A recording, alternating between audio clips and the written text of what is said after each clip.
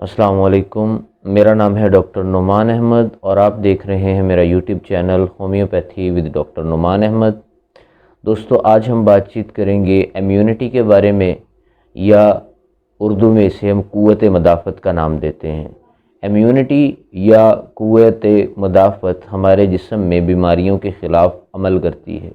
जब भी हमारे जिस्म में कोई बीमारी दाखिल होती है तो सबसे पहला काम हमारी इम्यूनिटी का होता है कि उस बीमारी को टैकल आउट करना, उस बीमारी को शिनाख्त करना, उस बीमारी पे कंट्रोल पाना।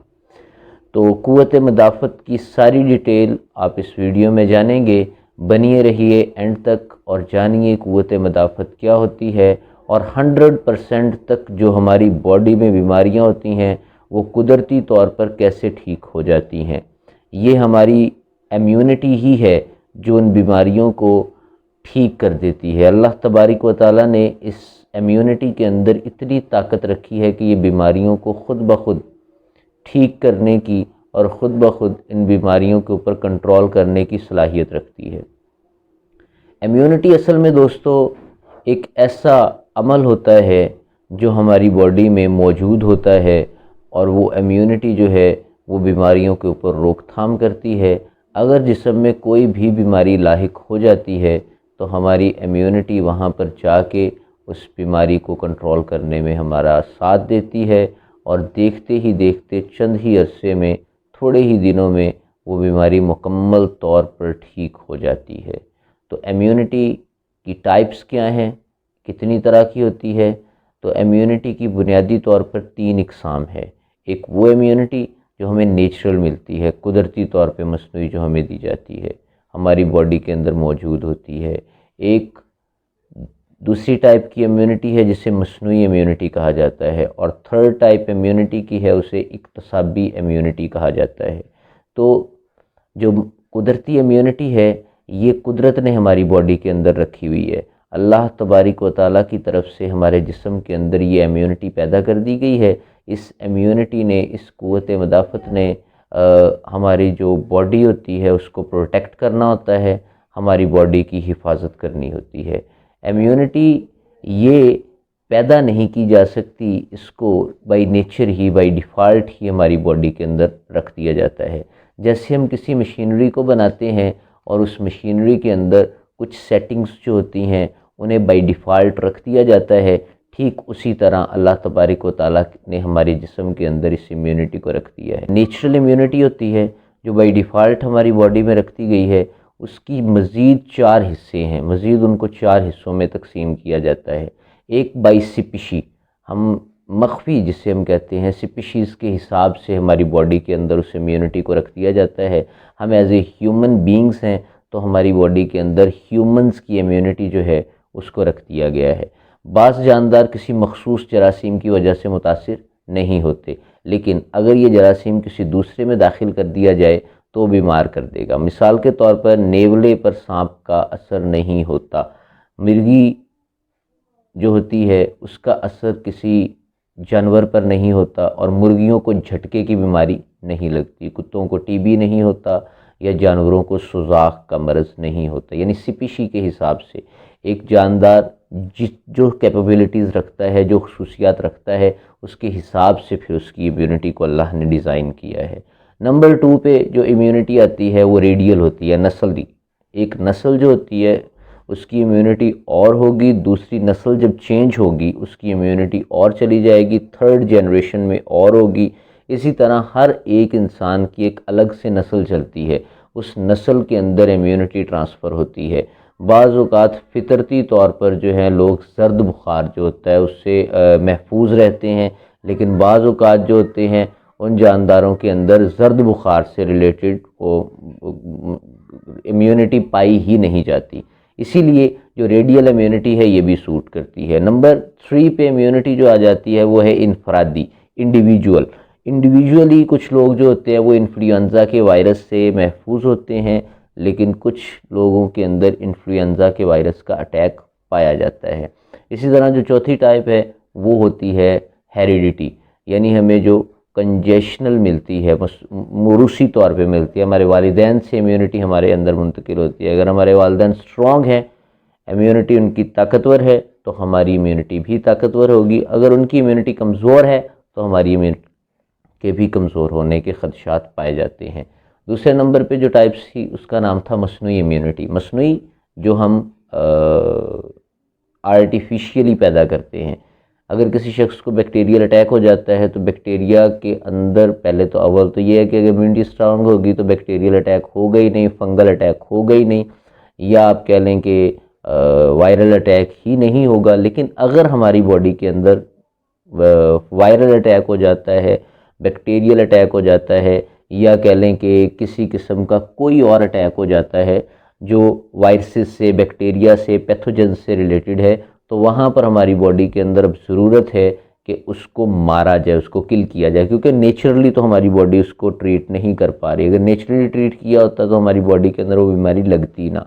अब चूंकि हमारी बॉडी के अंदर वो बीमारी, वो डिजीज़ आ चुकी है, अब उसको टैकल आउट किया जाए, उसको ख़त्म किया जाए, उसके लिए हमारी बॉडी को इम्यूनिटी की ज़रूरत होती है। तो अगर बैक्टीरियल अटैक है तो एंटीबायोटिक्स वगैरह जो हैं वो दी जाती हैं। होम्योपैथिक के अंदर कई एंटीबायोटिक्स हैं, तो हम उन एंटीबायोटिक्स का यूज़ करके बॉडी को इम्यून कर सकते हैं। अगर वो वायरल अटैक है तो एंटी वायरल मेडिसिन देनी चाहिए। होम्योपैथिक में कई एंटी वायरल मेडिसिन है, जैसा कि आप कैलेंडोला यूज़ कर सकते हैं वायरल डिजीज़ के तौर पर, इसी तरह एकिनीशिया यूज़ कर सकते हैं, इसी तरह एजार्डी रेक्टेंडी का यूज़ कर सकते हैं, ऑसिमम सैंक्टम यूज़, मतलब बेशुमार आपकी होम्योपैथी के अंदर मेडिसिन मौजूद हैं जो वायरल अटैक के ख़िलाफ़ अमल करती हैं। तो अब अगर आप लोग किसी बीमारी से मुताल्लिक़ जानना चाहते हैं तो आप मुझे कमेंट सेक्शन में हर क्वेश्चन पूछ सकते हैं।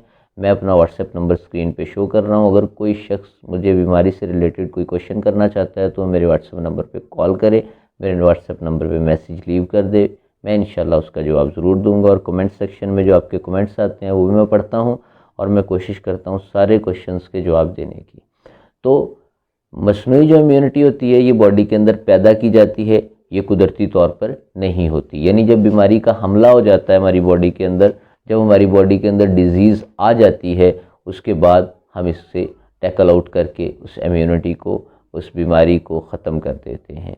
इसी तरह इसकी कुछ और इकसाम हैं जो मस्नूई इम्यूनिटी होती है। एक फ़ाइली इम्यूनिटी होती है और दूसरी मफ़ऊली इम्यूनिटी होती है। फ़ाइली इम्यूनिटी का दूसरा नाम है एक्टिव और मफ़ऊली इम्यूनिटी का दूसरा नाम है पैसिव।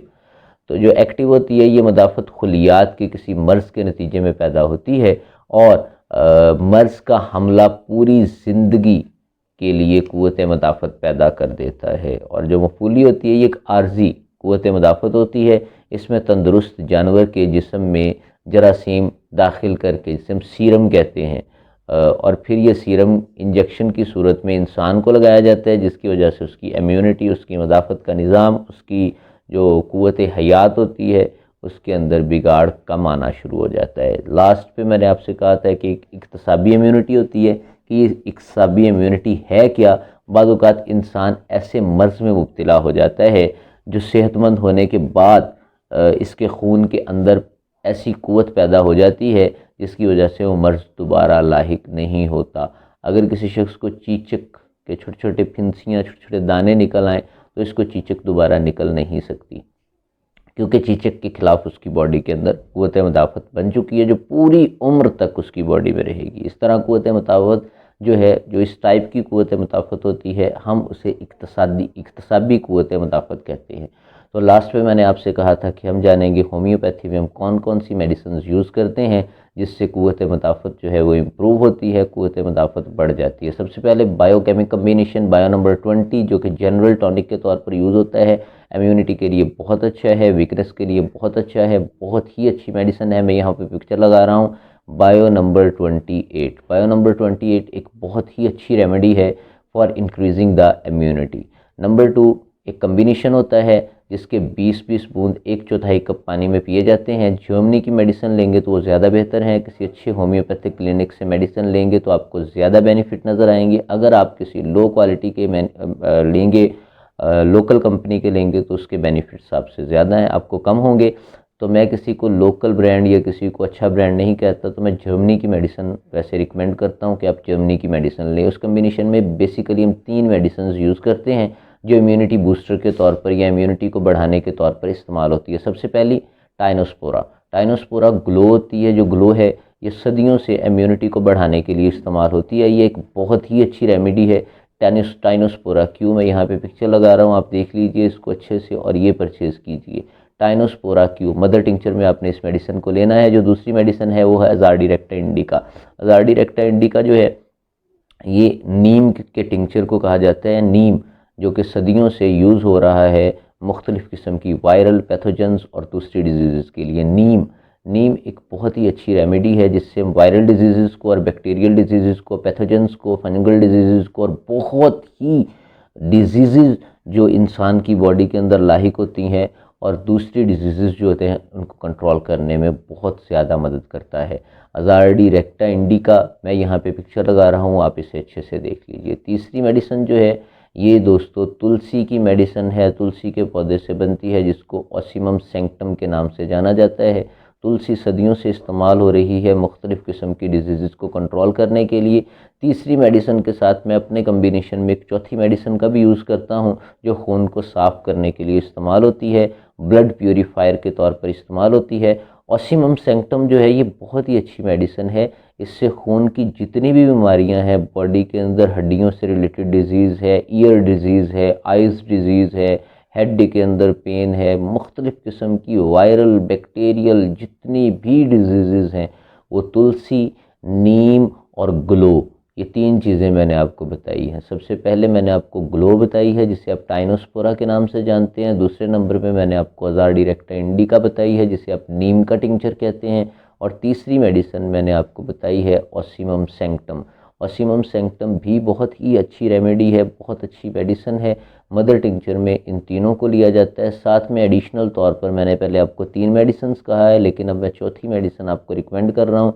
अगर किसी शख्स को कोई और बीमारी है जिसे लगता है कि वो कवर नहीं हो पाएगी, जैसे हेपाटाइटिस है, सम अदर डिजीज़ हैं जो इन्हें लगता है गोनोरिया टाइप हो जाता है, आप कह लें उसके जंडस हो जाएगा, इसी तरह हुकवर्म है, कुछ और उनकी बॉडी के अंदर डिजीज़ हैं, तो उनको कंट्रोल करने में वो उनकी मदद करेगी। एकिनीशिया मदर टिंचर एकिनीशिया क्यू में यूज़ की जाती है। एकिनीशिया मदर टिंचर जो होता है ये बहुत ही अच्छा वर्क करता है खून को साफ़ करने में, खून की जितनी भी डिजीज़ हैं उनको कंट्रोल करने में। अगर कोई ताफ़ुन खून वाला या किसी के ब्लड कैंसर है, खुदा ना खास्ता ये किसी को वैसे कैंसर डिजीज़ है, तो इन मेडिसिन को यूज़ कर सकता है। इन मेडिसिन को आपने इक्वल क्वांटिटी में मिक्स कर लेना है। जब आप इनको इक्वल क्वांटिटी में मिक्स करेंगे, मिक्स करने के बाद एक फ़ाइल में जमा कर लें। 1/4 कप हाफ़ गर्म पानी करके या गुनगुना पानी करके या नीम गर्म पानी के अंदर आप 20 कतरे दिन में 3 से 4 से 5 दफ़ा यूज़ करें।